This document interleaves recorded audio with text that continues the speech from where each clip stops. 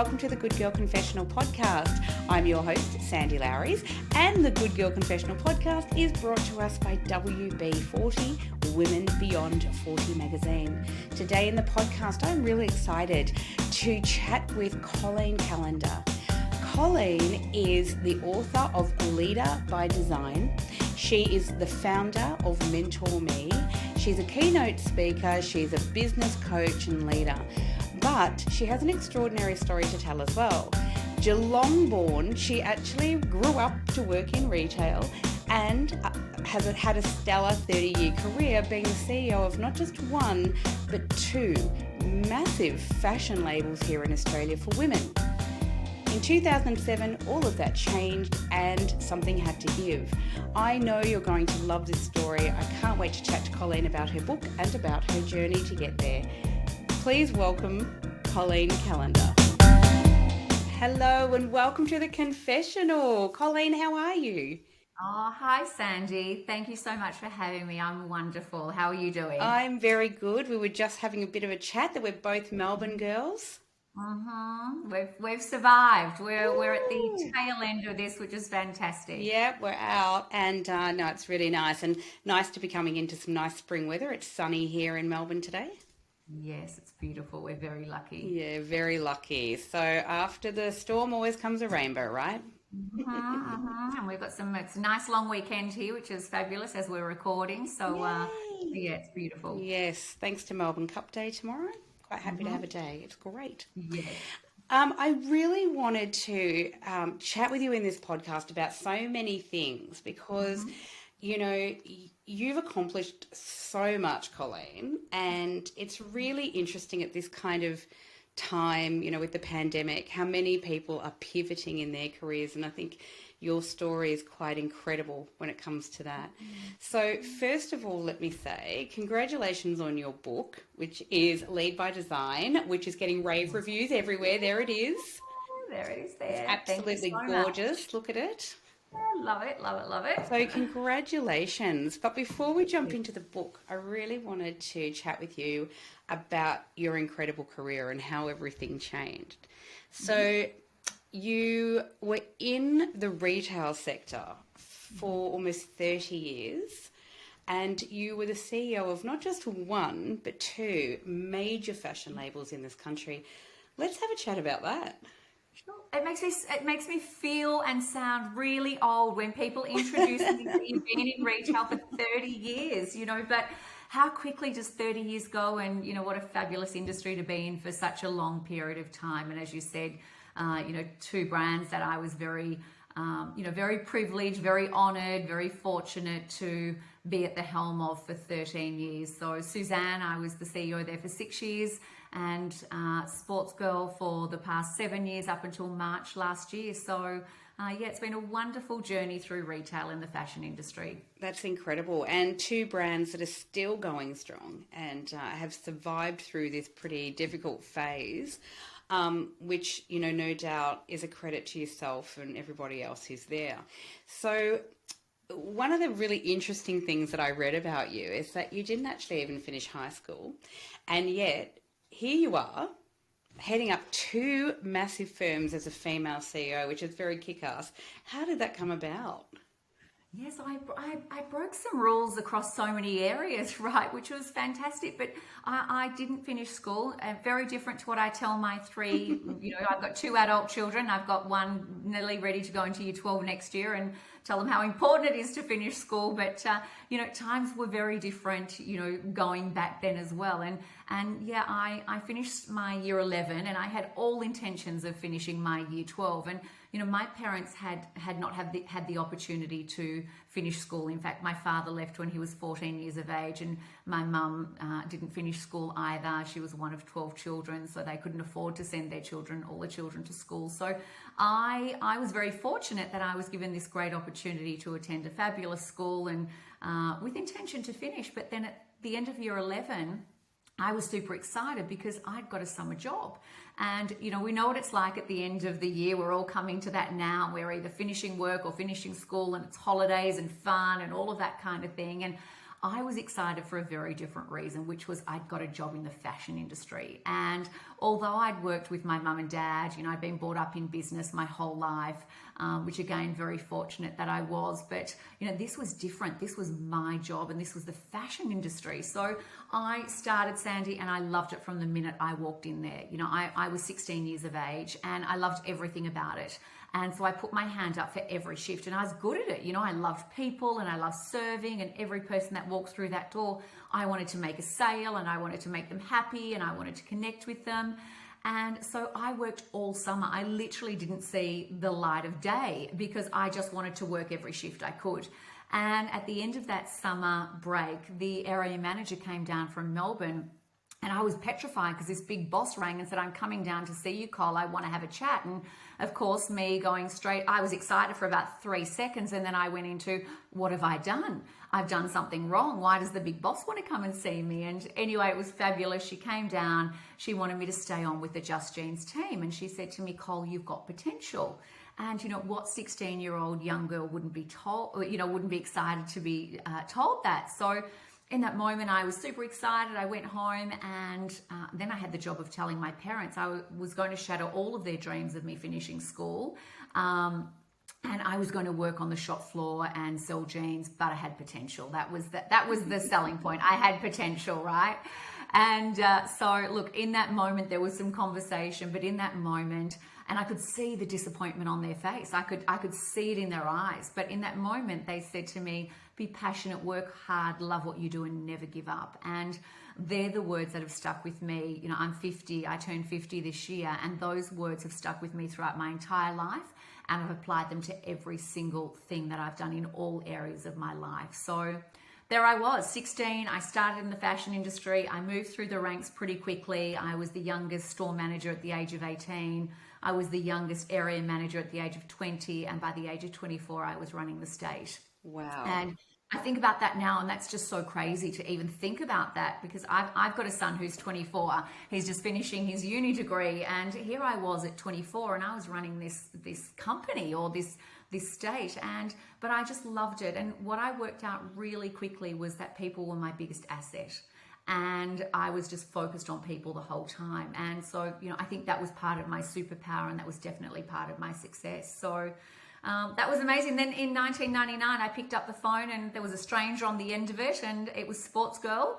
And they asked me to come and join the company. And so, again, who wouldn't want to go and work for an incredible, iconic brand like Sportsgirl?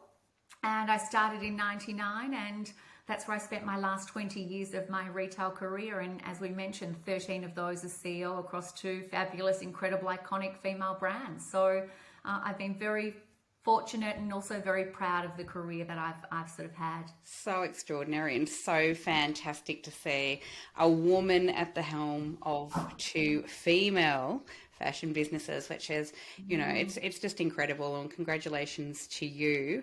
I mean, I'm 52. I can't imagine a world where I didn't know Just Jeans or Sportsgirl or Sussan, and so it's pretty incredible that you've done so much in that time.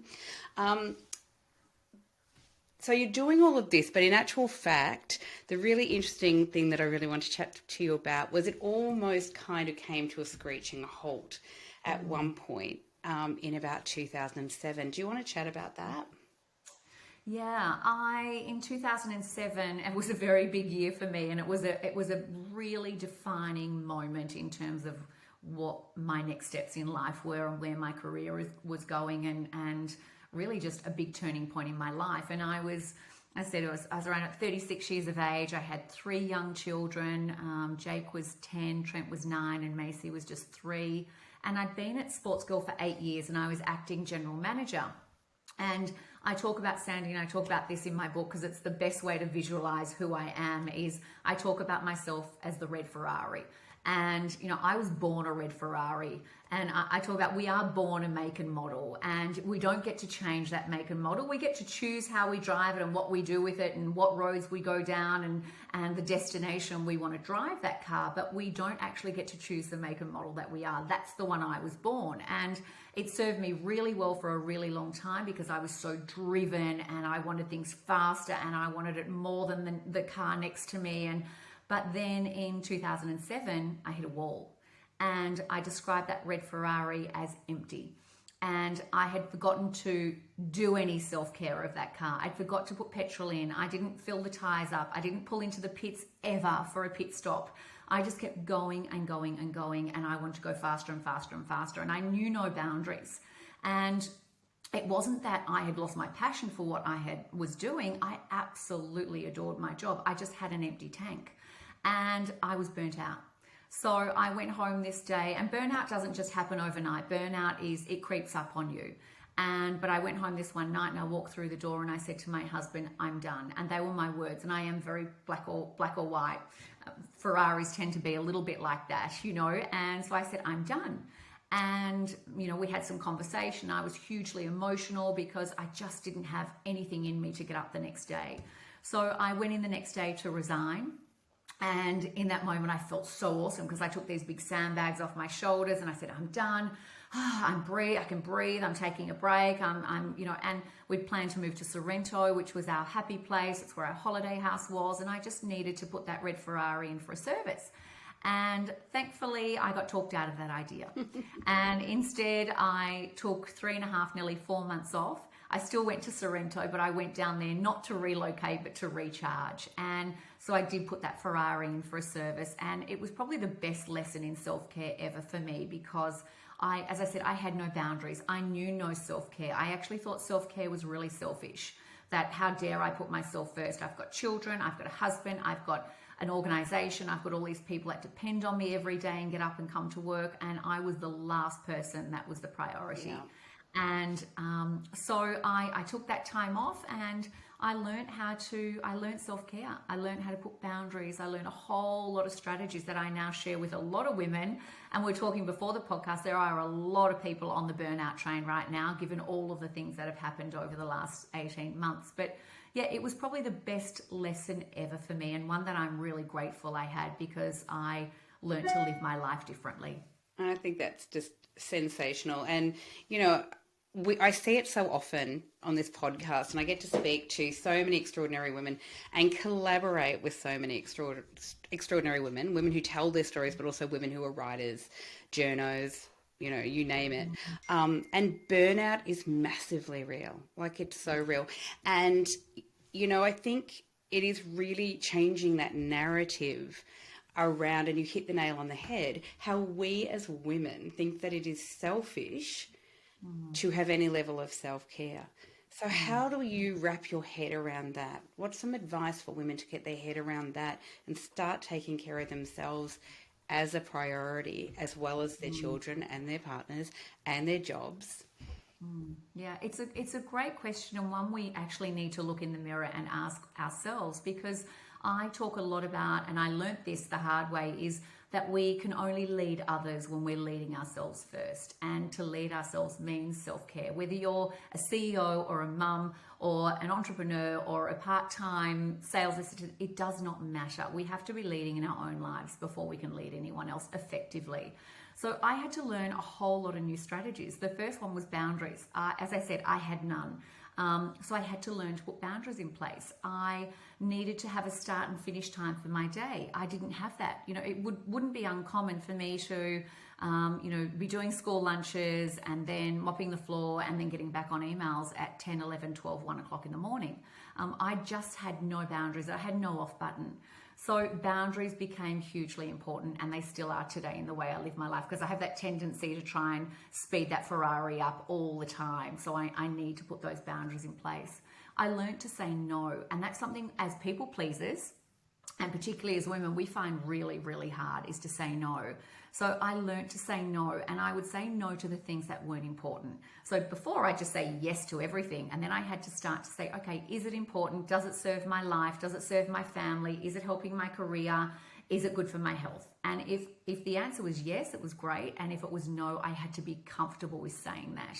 I still struggle today to say no, because I like to say yes to everyone, because as people pleasers, it makes us feel great. It makes us feel needed, and it validates us as human beings. And I always say to women, you don't need anyone to validate you. You are enough. You only need to validate yourself. But for so long, I was looking for validation from friends, family, bosses, colleagues, everyone. And the way we do that is by saying yes. So I had to really change that narrative, as you said. And I had to work out I don't call it work-life balance. I had to work out a life imbalance, again, because the scales were so skewed for me, that I had to create this life imbalance. And I today live my life as an 80-20. So 80% of my world has to be in balance, and 20% can be chaotic. And I actually love the chaos, because that's fun and it makes us resilient and brings new ideas and all of those kind of things. But when those scales start to tip, and when that chaos starts to increase to 20%, 30%, 40%, I feel those scales going out of balance. So I know I need to add, change, or delete something to get them back in balance, because otherwise I start to feel anxious, and I can suffer from anxiety. So all I need to do is tip those scales, and that anxiety starts to creep up. Or so I know those triggers. And again, I work with a lot of women on working out what their life imbalance is, because not everyone's an 80-20. You know, you, Sandy, might say, I love my life 50-50. 50% has to be in balance and 50 can be chaos, and that's the way I want to live my life. And if that works for you, brilliant. We just need to know when the scales start to tip, so we can add, change, or delete something to get them back in balance. Because when they're in balance, we are our best. We serve others so much better when when our life is in balance. Yes, and I couldn't agree more. I think what I really love about your philosophy is that it is different for everybody, but the one big thing that women need to recognize, which most of us do not until we hit a wall, is that we are living in a state of chaos most of the time. And one of the reasons, I think, I mean, I don't know about you, but I was raised very much with this mantra: give a busy person, if you want something done, give it to a busy person, because weirdly a busy person will say yes and just keep going and going and going. And the other thing we do as women is just bloody push through. You know, especially when our kids are young or whatever, we're not sleeping enough, we're not all the things, we're working, juggling kids, juggling a partner, whatever it may be. As women, we don't recognise the signs of burnout often until it's too late, because our natural disposition is to push on through. Absolutely it is. And that is so true. And when you talk about the signs, you know, recognizing those signs of burnout, you know, I had someone last week ask me, Cole, what's the difference between being tired and burnout? And I said, oh, let me tell you, you will know the difference, because when we're tired, we can do small things to refill that tank. So, you know, we come home on a Friday night and we've had a big week, and, you know, we jump on the couch, we order some Uber in because we don't want to cook again tonight. We watch some Netflix, we have a little sleep in, we get up, we go for a walk, and we're filling our tank all weekend. And by Sunday, we're like dynamite again. We feel awesome. That's tired. When you're burnt out, it doesn't happen that quickly, and you can do all of those things and you're just not filling your tank. It's like you've got a bucket with holes in the bottom and you're tipping water in and it's all just going out the other end. You know, I remember when I hit burnout, I went to a school picnic with my children, and I ended up falling asleep on the picnic rug at the picnic, to the point where I didn't even hear anything that was going on around me. I was like sound asleep. I couldn't even get my head off the floor. Or I would drive to work in the morning and it would be winter, and, you know, you get the ice on your windscreen and you have to get it off. And so it's so cold, right? I would then drive to work with my windows down and the aircon on because I was so exhausted. Yeah. But I'd been asleep all night, or so I thought. So that's what burnout is. Burnout is not I'm tired. Burnout is I literally am exhausted, or I'm anxious, or I can't concentrate, or I have sleep disorder. There are so many signs to burnout. And what I want women to do is recognize those signs, ask for help, you know, talk to someone about it, put some life in balance, set some boundaries so that we are not on that train to burnout town, because it goes so fast and it does not stop at any station. And before you know it, you're in burnout town. And it's really hard to recover from there. And not everyone has the opportunity to take 3.5 or 4 months off. I was lucky that I did. Not everyone can do that. So it's a really long recovery if you get to that place. So for all those amazing women listening to this, I know you have a huge audience of fabulous women listening to this podcast and reading your magazines and doing all those things. Please don't get to that point where you just can't get off that train to burnout town. We have to recognize those signs and be really, really kind to ourselves. We are the most important person in this world, because we can't be good to others until we're good to ourselves. So true. So true. I love this. And also, one of the biggest things too, so, our demographic tends to be women who are 40, 50, 60 and beyond, but really dynamic women doing really cool, great things, much like your good self.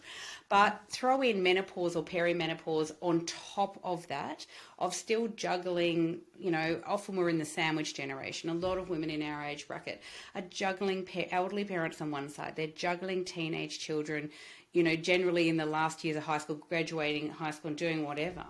I've got 3 adult children, but and I was taking care of elderly parents, at one stage.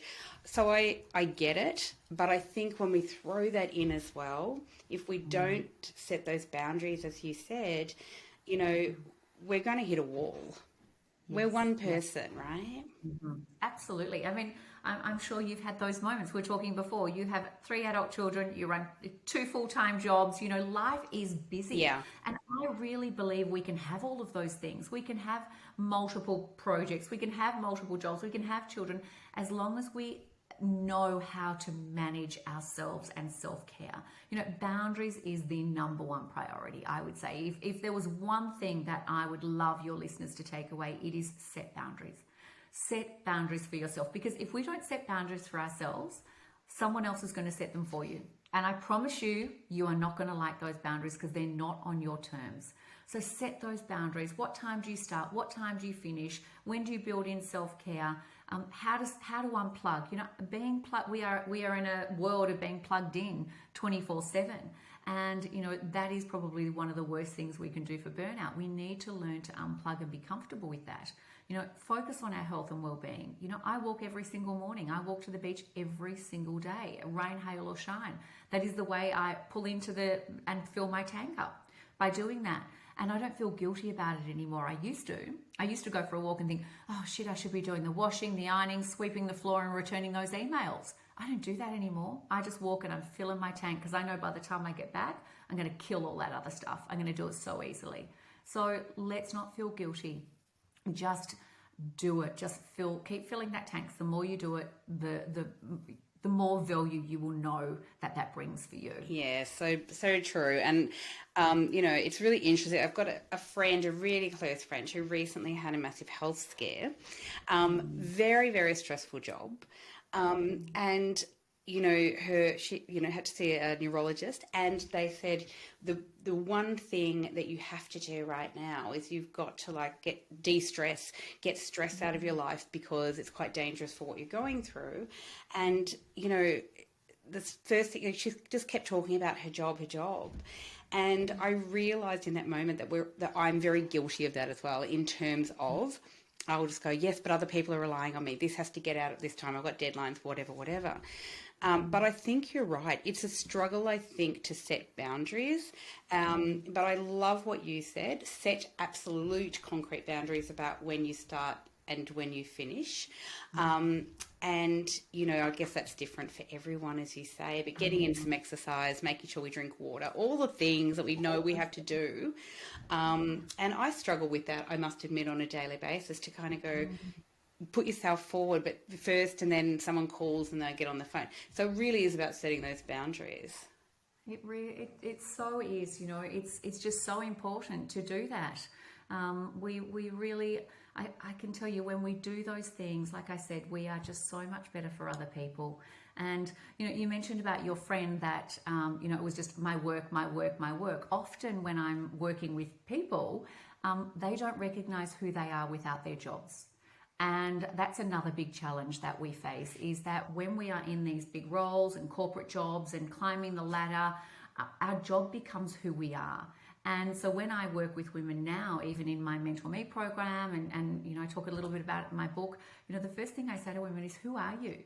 And generally they say, oh, I'm a CEO, I'm an entrepreneur, I'm a writer, I'm a this, I'm a that. And I say, no, you're not. They're the hats you wear. They're the roles you play. They're the jobs you do. They are actually not who you are. So when we get in touch with who we are, that's the most amazing thing we can do, because we realize that we are much more than just a job. We are human beings. We are authentic. We are kind. We are caring. We are funny. We are loyal. We are all of these things that we forget because we get so caught up in the labels that we have, the titles, the hats that we wear. We actually forget who we are as human beings. We really do. Yeah, I agree. And in the case of my friend, and I've been in this boat before as well, but single parent, has a child, is looking after an elderly father who lives with her, and, going through a pandemic, it's very easy to say, don't stress, but in actual fact, as you say, it's about putting strategies in place to kind of deal with the stress, because that's not an overnight thing either, I'm sure, setting the boundaries and getting into, better and new habits. Yes. That's absolutely right. So, some things are just small changes we have to make to our mindset. Other things we need to do are more habit building and things that we have to work a bit harder, a bit deeper, a bit longer at. But when we do those, as I said, they serve us very, very well when we do those. It's really, really important to do. Yeah, well, you're a really wise woman. So I wanted to talk to you about your incredible book. How did the book come about? Because I'm really fascinated by that process. Is it just no easy feat to write a book? Oh, well, I should have asked you before I started writing my book, Sandy, because I'm not quite sure why I thought it was going to be easy, because it's a damn hard thing to do, right? I always had this thing, I wanted to write a book. And for me, I actually didn't even realize why I wanted to write a book until I started writing it. And for me, really, it was about going broader and deeper and wider than I've ever been before with my message. And, I've been fortunate enough to have incredible teams of women around me for a very long time that I've been able to influence and inspire and impact. And then my 3 I words, which I love. But for me, this was about going broader and deeper. And my book, well, there's a couple of things around it. Firstly, it's called Leader by Design, because I believe we can all become leaders by design. You can become the leader you always wanted to be. You can become the leader you wanted to have, and you can become a leader people choose to follow.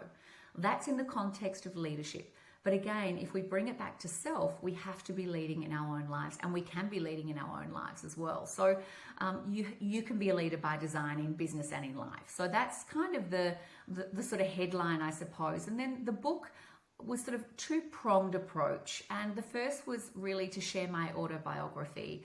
And it's part autobiography about my life journey. And as you said, leaving school at 16 to CEO and everything in between, including the woman and leader I am today, and how that shaped me.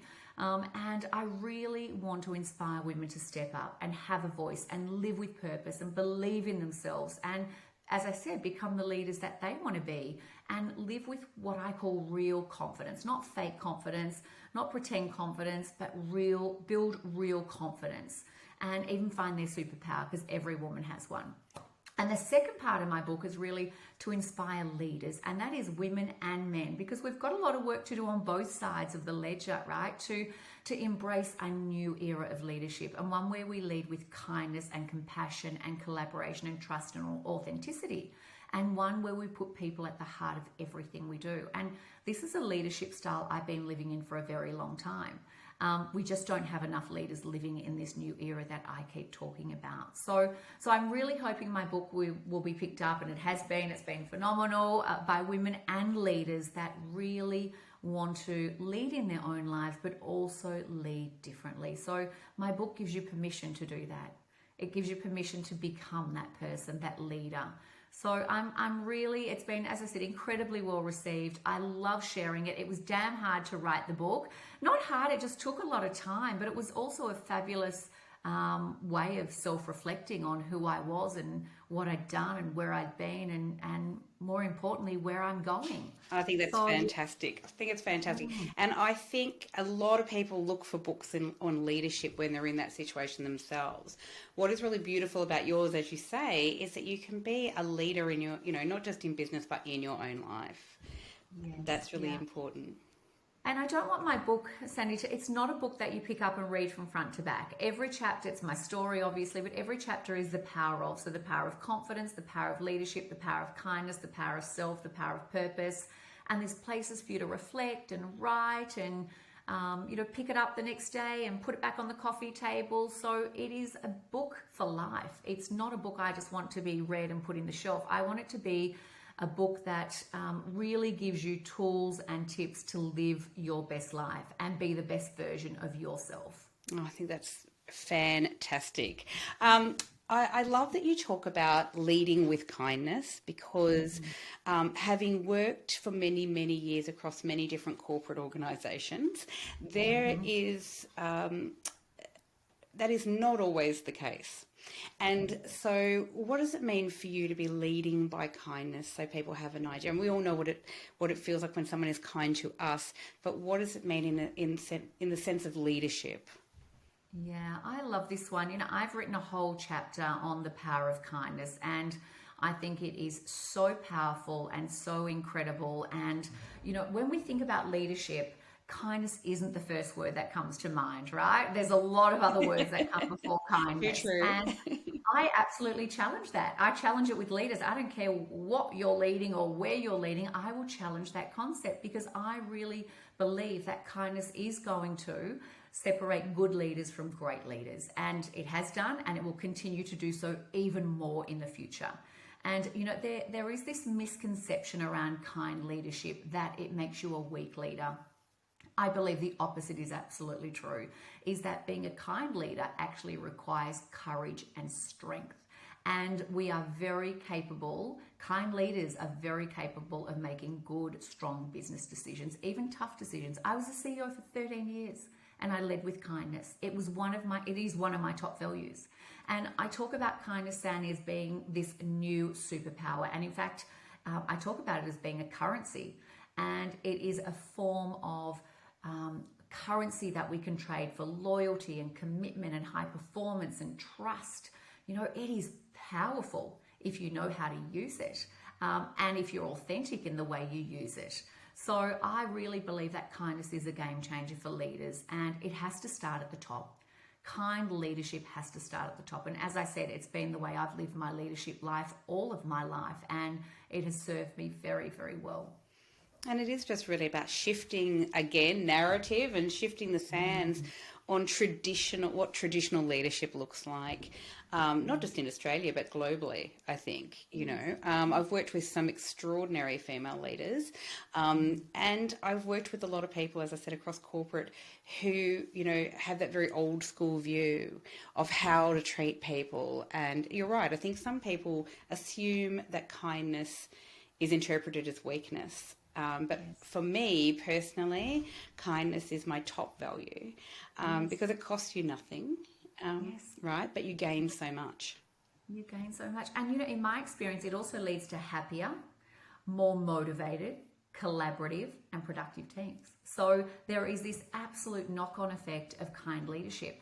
A lot of people think about, as you were saying, people think about kind leadership as, that's fluffy and, it's a bit of a free-for-all. I always clarify that kind leadership does not mean that there are no boundaries. Kind leadership does not mean people are not accountable. Kind leadership does not mean we are a charity. Kind leadership does not mean that people can fly under the radar.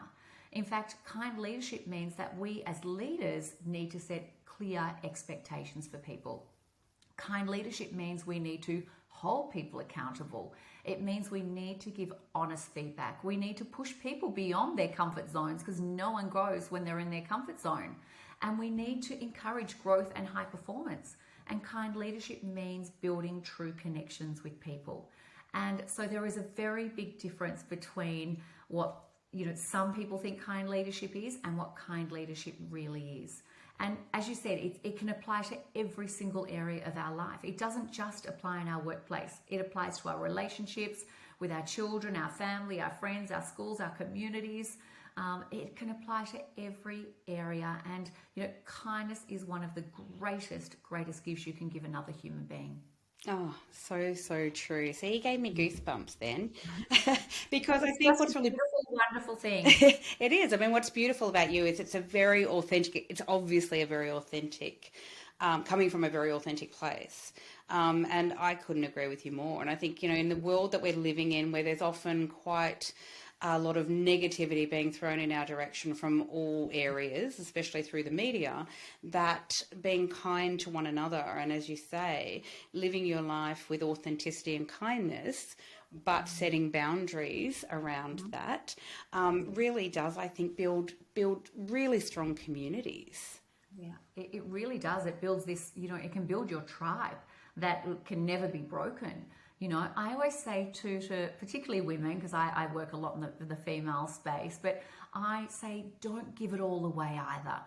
Keep a bit of kindness for yourself because we're often very kind to others Yeah. and we can be really quite brutal on ourselves. So keep a little bit of that kindness for yourself. Tell yourself every day you are doing an awesome job. Tell yourself, you might not be great at spreadsheets, but God, you're a great mum. Or, you might not be the best cook in the world, which is me. I'm not the best cook. But, I love having fun with my kids and, whatever it might be kind to yourself because we can be very, very cruel to ourselves often and tell ourselves all the things we're not doing well instead of telling ourselves the things that we're doing well. Yeah, well, look, women are really brutal to themselves. Yeah. I agree. And I think, through WB40 and our work there is that we're really trying to change this narrative around, community and compassion over competition every day. Because there is this narrative, as you know, in business as well, and in life, where the media would just love for women to be pitted against each other, crap like who wore it best or whatever it may be. But the reality is that, in my experience, if you ask a woman for advice and help, she will give it to you. And I think that's about building community. And I think that's a beautiful thing. Women are generally really kind to one another, but less kind to themselves. We can be quite brutal with ourselves. Yeah, absolutely. And I also say, Sandy, there is enough room in this world for everyone to have success, whatever success means to you. It means something different to everybody.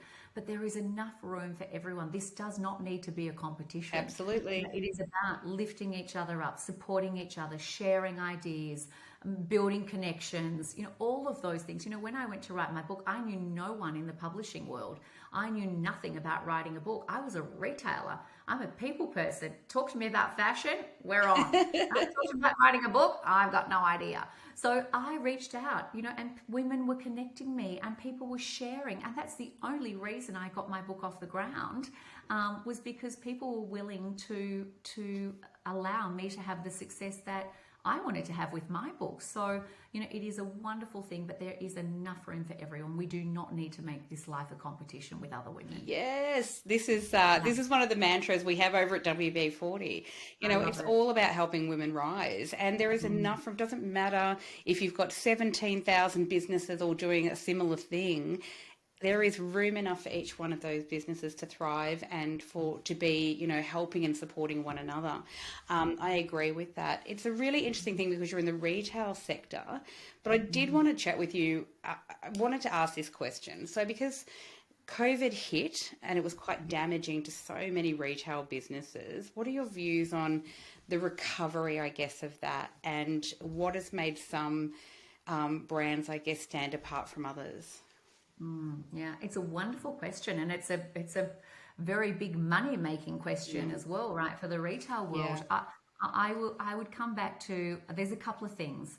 I think the brands, the leaders, the organizations that have invested in their businesses, the ones that have put people at the heart of everything they do, the ones who have looked after their people, are going to be the ones that will survive and thrive during this time.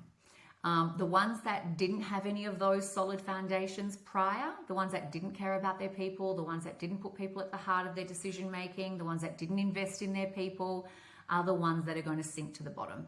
And I think there will be a very big divide between them. So the great leaders are going to get greater, and there is not enough of those, I've got to say. I have no problem saying that. There is not enough great leaders out there. But the ones that were great are going to get greater, and the ones that were pretty shitty before are going to get shittier over this period of time. And, you know, I talk about it as the cream rising to the top, and sorry about it, but the shit sinking to the bottom. Yep. You know, that is going, there is going to be that divide, right? The other thing I think is really important is the brands that knew who they were, or the brands that know who they are, the brands that connect with their customers on a much deeper level than just selling them something. You know, brand is very important to me. Running a brand like Sportsgirl particularly, brand is just sacred. Like that is, you know, it is queen. So the ones that know their brand, the ones that know why we get up every day and do what we do, and that's not sell something, that is connect with people. When brands connect on a much deeper level than just selling something, they're going to be the brands that survive. The ones that know their values, the ones that go beyond, you know, meaning something in the community to their people. They're going to be the brands that are going to really survive. So I think there will be a real divide in the ones that move forward and the ones that drop away.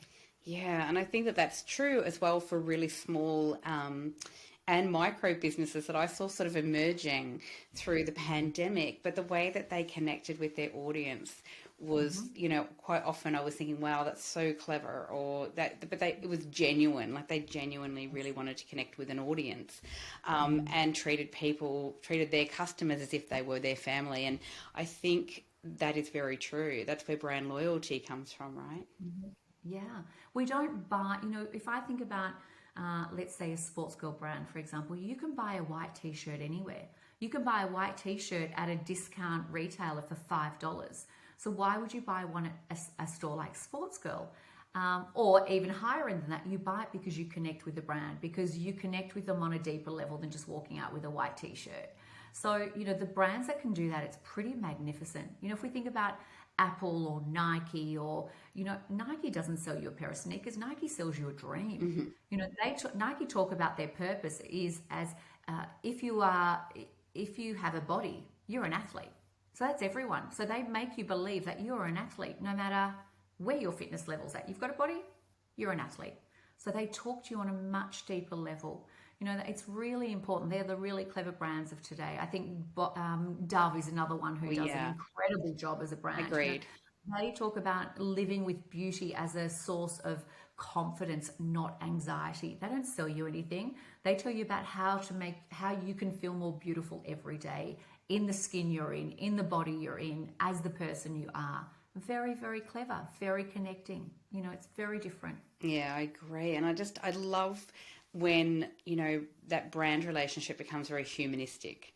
And as you say, you worked with two extraordinary brands that did that very, very well and continue to do it really well. You know, if I think about Sussan, I know exactly, you know, how they're going to make me feel. You know what I mean? So I think, and I would say probably not so much Sportsgirl for me anymore because I'm 52. but having said that, you know, I think, yeah, they're both really brilliant brands in that even now, if I see a Sportsgirl sign, I know what's in there. I know what you guys are about. I know what your purpose is. And I think that's really clever leadership to make sure that has come through for so many years. Yes. And, you know, the real trick to that, or the key to that, is that, and again, this is probably where some brands go wrong, is having a vision for your brand is not good enough for just the CEO and the senior leadership team. That's just never going to get your vision across. Your vision has to go from the top to the bottom and the bottom to the top.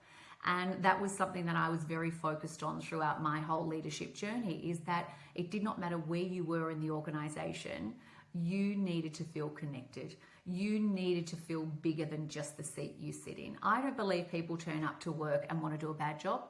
I believe people turn up to work and want to feel connected in a much deeper way than just sitting there and tapping out some orders.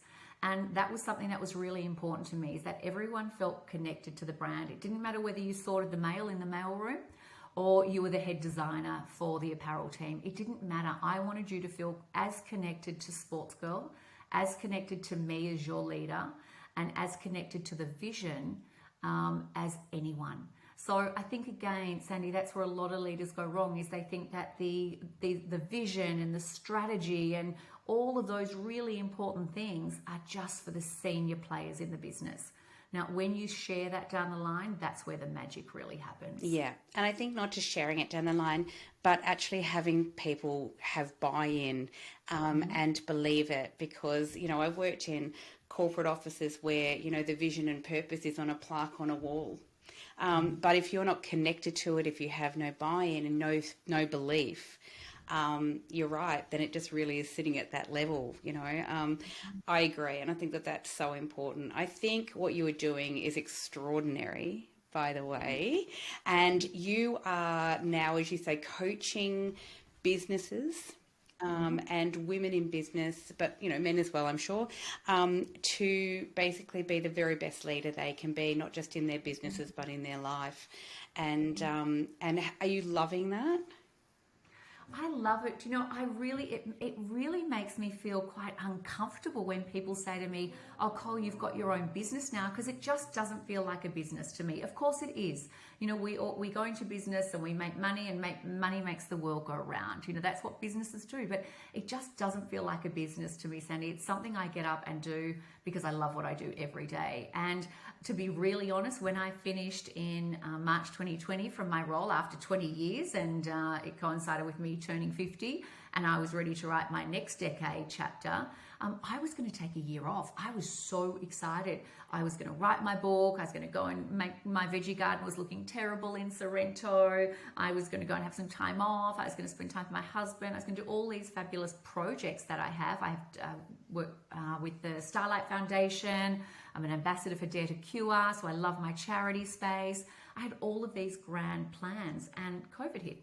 So all of a sudden, that was not happening, and so my business did evolve, or actually not evolve, my business started. So I started the Mentor Me Women program, which was essentially creating a place where women could be mentored in small groups, and my whole sort of purpose was to make mentoring affordable and accessible for women, because a lot of women don't know where to go to get mentored or coached.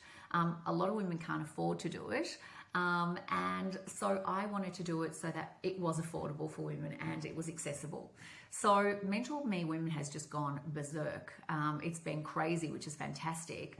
And then I also run Mentor Me programs in companies. So, you know, last month I had 5 programs running in 1 month, which was, you know, probably a little bit too much on my plate, but with everything else that I have, but it was just fantastic to see me being able to make such an impact in other people's lives through my Mentor Me program, and sharing all of the things that I talk about: values, purpose, confidence, boundaries, and a lot of the basic things that people don't have. So that's been amazing. I'm coaching businesses. I'm working with different businesses. I'm doing my Leader by Design. Speaking's about to open again, which is super exciting. So there's lots of speaking events coming up, which I can't wait to get back in real life with everyone. So it's been great. And I sit on a couple of boards. As I said, I'm on the Starlight Foundation, and I also sit on a non-executive director for an ASX board as well. So I have all of these things on my plate. And as we talked about before with burnout, you can have all of those things on your plate. You can have businesses, you can have projects, you can have family, you can have friends, you can have social, you can have all of that. And you can do it with a life in balance if you put some of those boundaries in place. I absolutely love that, and I love all of your messaging. It's been an absolute delight to have you on the podcast today, because I just love everything that you're doing and everything that you stand for. You know, it's really interesting to meet women who are so dynamic like yourself, as you say, where you've got all of these balls still juggled in the air, and yet you have learned to have a life in balance, as you like to say. And thank you so much for your extraordinary wisdom and your incredible advice. Oh, thank you so much. Thank you for having me. Thank you to all of your beautiful listeners for listening to this podcast and being a part of your community, because you're doing some awesome work as well. And it is all about, you know, empowering and inspiring women and lifting women up and connecting women. So, you know, as we said, there is enough room for everyone. And the more I'm sharing my message, the more you're sharing your message and continuing with your great work, the bigger impact we can have together. So it's fantastic. So keep doing the fantastic job you're doing as well, Sam. Well, thank you for very having me. much. That means a lot.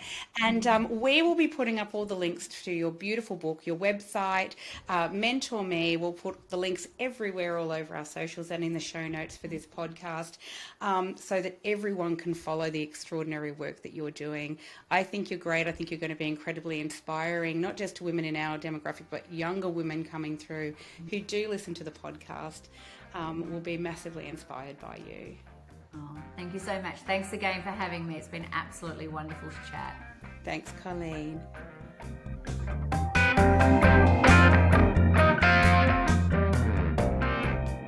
Thanks for listening to the Good Girl Confessional podcast. The Good Girl Confessional podcast is brought to you by WB40, Women Beyond 40 magazine. Available now at WB40.com. The Good Girl Confessional podcast is available on Apple Podcasts, Spotify, and wherever you listen to quality podcasts. We're also now available on YouTube. We chat with really interesting women about their hard-won wisdom, but it really helps us if you can subscribe, like, and share the podcast. Thanks so much for your support. Bye for now.